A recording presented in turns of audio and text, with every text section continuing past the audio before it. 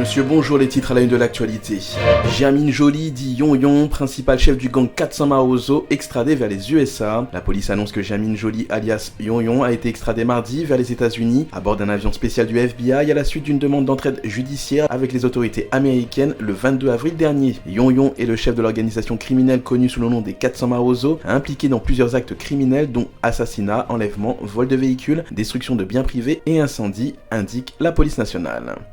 Les gangs sèment la terreur dans la plaine du cul-de-sac. Au fil des jours, les calvaires des résidents de Butte-Boyer, Ambamapou, Derrière Cimetière, Croix des Missions, Chada et Santo continuent en dépit de la présence à certains endroits d'unités spécialisées de la PNH dans le quartier de Butte-Boyer devenu désertique. Des habitants du quartier Namborel près du tribunal de paix de la Croix des Missions ainsi que ceux résidant dans le village de la Paix ont vu leur maison incendiée.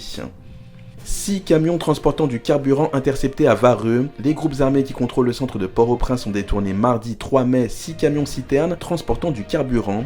Des individus lourdement armés ont intercepté ces camions alors qu'ils quittaient le terminal pétrolier de Vareux. Les opérateurs du secteur pétrolier indiquent que de nombreux camions citernes sont bloqués à Santo depuis le dimanche 24 avril à cause de la guerre des gangs dans la plaine du cul-de-sac. Une situation qui, selon eux, peut compliquer davantage l'approvisionnement des stations d'essence à travers le pays, notamment à Port-au-Prince.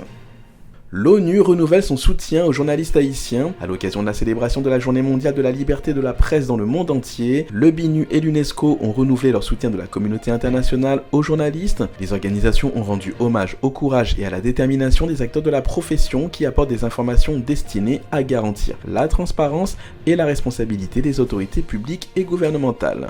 La Banque mondiale renforce son appui financier pour le Grand Sud. Le Premier ministre Ariel Henry et le ministre des Finances Michel Patrick Boisvert ont rencontré le vice-président de la Banque mondiale pour l'Amérique latine et les Caraïbes, Carlos Felipe Jaramillo. Les discussions ont porté sur le partenariat technique et financier des projets de développement du gouvernement. Le portefeuille de la Banque mondiale comprend 19 opérations pour un total d'un peu plus d'1 milliard de dollars. Il passera d'ici juin 2022 à 1,3 milliard de dollars grâce à un nouveau financement qui s'inscrit dans le cadre des priorités gouvernementales sur les secteurs agricole, infrastructure, l'eau et l'assainissement, économie numérique, la bonne gouvernance, la santé et l'éducation.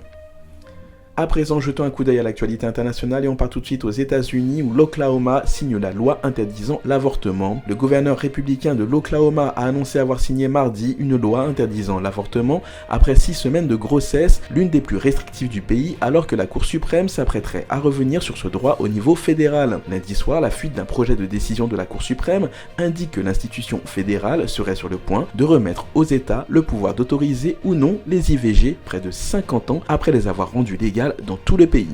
En Europe, l'Union européenne prépare un embargo sur le pétrole russe. L'Union européenne va lancer ce mercredi l'examen de nouvelles sanctions contre Moscou, dont un embargo sur le pétrole et les produits pétroliers achetés à la Russie. Et cette mesure suscite encore des réserves chez certains pays de l'UE, très dépendants des livraisons russes. La Commission européenne propose un arrêt progressif des achats européens jusqu'à fin 2022, avec une exemption pour la Hongrie et la Slovaquie.